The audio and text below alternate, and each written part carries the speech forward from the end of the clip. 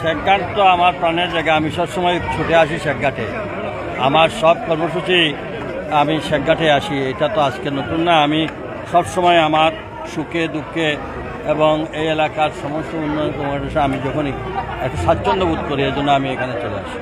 আমি এলাকাতে আসছি দুটো বিষয়। একটা হচ্ছে যে এলাকার মুসল্লিয়ানে কেরামের সঙ্গে আমার দেখা হলো, মুরব্বীদের সঙ্গে কথা হলো, পরামর্শ নিলাম।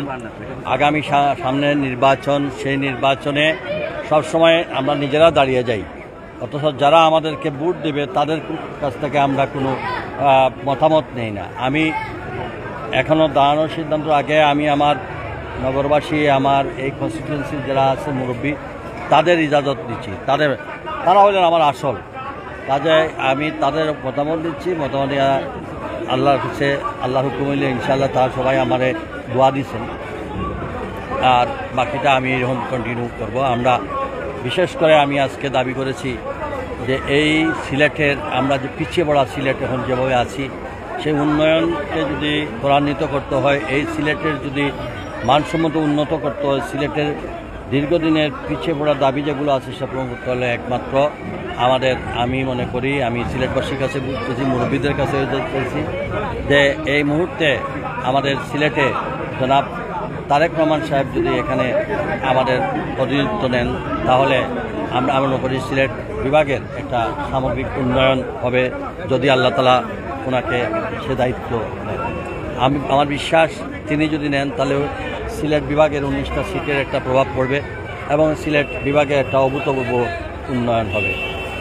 আর যদি কোনো কারণে উনি এখানে আসতে পারে না, অনেক ধরনের তো সুবিধা অসুবিধা থাকতেই পারে, তবে আমার বিশ্বাস উনি আসবেন। এটা আমাদের নগরবাসীরও বিশ্বাস, আমাদের এই বিভাগের মানুষের প্রত্যাশা। কারণ তিনি নির্বাসনে যে 17টা বছর যেখানে আছেন, সিলেট বিভাগের মানুষের সাথে হিসাবে সিলেটের উনি সিলেট বিভাগে আমাদের প্রিয় নেতা শহীদ রাষ্ট্রপতি জিয়াউর রহমান সিলেট থেকে শুরু করেছেন। আমার দেশনেত্রী বেগম খালেদা জিয়া 3বারের প্রধানমন্ত্রী, তিনিও তার সকল কর্মসূচি সিলেট থেকে করেছেন। আর তিনি আমাদের জামাতা, আমাদের এই মরহুম এম এ খানের জামাতা। সেই হিসাবে আমাদের সব দিক থেকে আমাদের দাবির জায়গা হচ্ছে তিনি আমাদের অভিভাবকত্ব নেবেন, তিনি আমাদের এই বিভাগের উন্নয়নের দায়িত্বটা নেবেন। এবং আমি মনে করি এই মানুষের ভরসা থাকবে, মানুষের প্রত্যাশা যে তারেক সাহেব এখানে আসেন, সিলেট বিভাগের উন্নয়ন হবে। কাজেই ওনার প্রতিনিধিত্ব যারা আছেন তাদের আমাদের রেজাল্টও ভালো হবে। আর আমি সবার কাছে দোয়া চাই, কারণ এই নগরবাসী, এই জেলা, এই বিভাগের মরহুম সাইফুর রহমানের নেতৃত্বে আমরা দীর্ঘদিন কাজ করেছি। আমি দৃশ্যমান এই সিলেটের যত উন্নয়ন হয়েছে, আমাদের বিএনপি সরকারের আমলে তৎকালীন মন্ত্রী মরহুম সাইফুর রহমান সাহেব এই বিভাগে যে উন্নয়ন করেছেন, এর আগেও কেউ ওনার সমকক্ষ হতে পারে নাই, এখন পর্যন্ত ওনার সেই কাজের এটা আজ পর্যন্ত কেউ নিতে পারে নাই এখন পর্যন্ত। কাজে আমি মনে করি আমি দীর্ঘদিন ওনার সাথে থেকে কাজ করার একটা সুযোগ হয়েছিল, চেষ্টা করেছি। আমার সেই অভিজ্ঞতার আলোকেও আমারও খেয়াল যে আমার নেতা জনাব তারেক রহমান যদি আল্লাহ তাআলা ওনাকে স্বাস্থ্য ভালো রাখে, দেশের যদি দায়িত্বভার নেয়, তাহলে আপনার সবাই দোয়া করেন, ইনশাআল্লাহ সিলেটের উন্নয়ন হবে এবং আমরা সেই প্রক্রিয়ায় কাজ করি।